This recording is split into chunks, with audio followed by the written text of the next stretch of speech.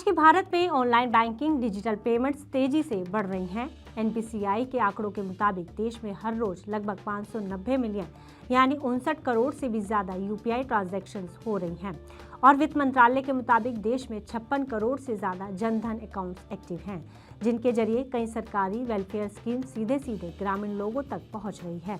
इन जनधन खातों में लगभग 67% खाते इन्हीं ग्रामीण इलाकों और कस्बों में एक्टिव हैं। ऐसे में पिछले कुछ महीनों में तमाम ऐसी खबरें आई हैं जहां पर इन खातों का इस्तेमाल पैसों की हेराफेरी करने में किया गया है। इसके अलावा कई मामले म्यूल अकाउंट के भी आए हैं। इन सबको लेकर अब रिजर्व बैंक ऑफ इंडिया हरकत में आती हुई नजर आ रही है। आरबीआई ने बैंक्स में केवाईसी को लेकर हो रही ढिलाई को एक गंभीर समस्या बताया है और कहा है कि केवाईसी में हो रही लापरवाही देश के फाइनेंशियल सिस्टम के लिए एक बड़ा खतरा बन सकती है। क्या है ये पूरा मामला और कैसे आरबीआई की ये सख्ती बैंकों को एक्टिव मोड में डाल सकती है और क्या आप पर भी इसका कोई प्रभाव पड़ सकता है, जानते हैं इस रिपोर्ट में। नमस्कार, मेरा नाम है गुंजन मित्तल और आप देख रहे हैं मनी 9। दरअसल आरबीआई की जारी एक हालिया सुपरवाइजरी रिपोर्ट ये बता रही है कि देश के कई बैंकों में केवाईसी अपडेट का एक बड़ा बैकलॉग बना हुआ है। रिपोर्ट के मुताबिक लाखों ऐसे अकाउंट्स हैं जिनकी केवाईसी अपडेटेड नहीं है। आरबीआई का कहना है कि इन्हीं नॉन केवाईसी अकाउंट्स में से कुछ के जरिए देश में फाइनेंशियल फ्रॉड के कई मामलों को अंजाम दिया जा रहा है और अगर बैंक अकाउंट्स का समय पर केवाईसी नहीं कराया जाए तो वो आने वाले समय में फ्रॉड और मिसयूज के मामलों को बढ़ावा दे सकता है। एनसीआरबी के मुताबिक भारत में साइबर फ्रॉड के केसेस लगातार तेजी से बढ़ रहे हैं। अगर आंकड़ों की बात करें तो साल 2024-25 में डिजिटल फ्रॉड से जुड़ा कुल नुकसान 10,000 करोड़ रुपए से ज्यादा का रहा है। ऐसे कई फ्रॉड उन बैंक अकाउंट से जुड़े हुए पाए गए हैं जिनकी केवाईसी इनकम्प्लीट पाई गई है। इन अकाउंट्स को आम भाषा में म्यूल अकाउंट्स कहा जाता है।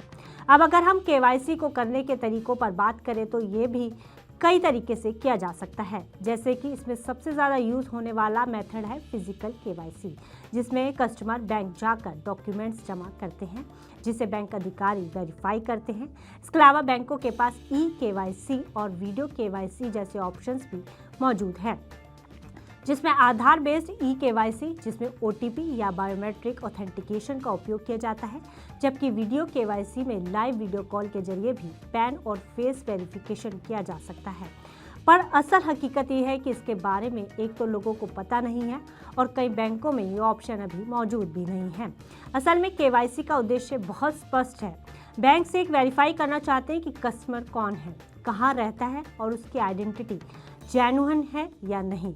आरबीआई के नियमों के अनुसार कस्टमर को रिस्क कैटेगरीज में बांटा जाता है ताकि केवाईसी अपडेट की फ्रीक्वेंसी तय की जा सके। लो रिस्क कस्टमर्स जैसे सैलरी और पेंशन अकाउंट्स के लिए 10 सालों में एक बार केवाईसी अपडेट कराना जरूरी है, तो वहीं मीडियम रिस्क ग्राहकों के लिए ये अवधि लगभग 8 साल की है और हाई रिस्क कस्टमर्स के लिए 2 साल में री केवाईसी कराना जरूरी है। इसके अलावा यूआईडीएआई के मुताबिक कुछ राज्यों में बायोमेट्रिक ऑथेंटिकेशन फेलियर रेट 5% से 7% तक है, जिससे केवाईसी कराने में काफ़ी दिक्कत आती है और ये समस्या ज़्यादातर सीनियर सिटीजन्स और मैनुअल लेबर्स करने वालों के मामले में ज़्यादा देखने को मिलती है। कागजों पर जो सुविधाएं तेज और सुविधाजनक दिखती हैं, ग्राउंड रियलिटी ये है कि इनके इम्प्लीमेंटेशन में अभी कई दिक्कतें हमें गाहे बगाहे सामने आती रहती हैं। हालांकि ऐसा नहीं है कि आरबीआई को इसका पता नहीं है। आरबीआई ने कई मौक़ों पर ये माना है कि अभी भी केवाईसी करने में कई टेक्निकल दिक्कतें आ रही हैं, जिसका असर कई बार जेन्युइन कस्टमर्स पर पड़ता है। सबसे बड़ा असर सरकारी बेनिफिट्स पर भी पड़ रहा है। पीएम किसान pension, MNREGA wages, LPG subsidy. सरकार हर साल 7 से 8 लाख करोड़ रुपए से अधिक की राशि डीबीटी के जरिए ट्रांसफर करती है। केवाईसी में जरा से दिक्कत आते ही इन पेमेंट्स में दिक्कत आ जाती है, जिसका सीधा असर उन गरीब परिवारों पर सबसे ज़्यादा पड़ता है जिनके लिए ये डीबीटी कहीं ना कहीं 2 जून की रोटी का साधन, बच्चे की फीस, बूढ़े की दवाई का एकमात्र जरिया है और केवाईसी जैसी टेक्निकल बात का पता इन लोगों को नहीं रहता है। शायद इन्हीं समस्याओं को देखते हुए आरबीआई ने बैंक्स को कहा है कि इस तरह के मैकेनिकल रिजेक्शन से बचा जाए, बिना उचित कारण अकाउंट्स फ्रीज ना किए जाएं और हर रिजेक्शन के पीछे स्पष्ट और डॉक्यूमेंटेड रीजन होना जरूरी है।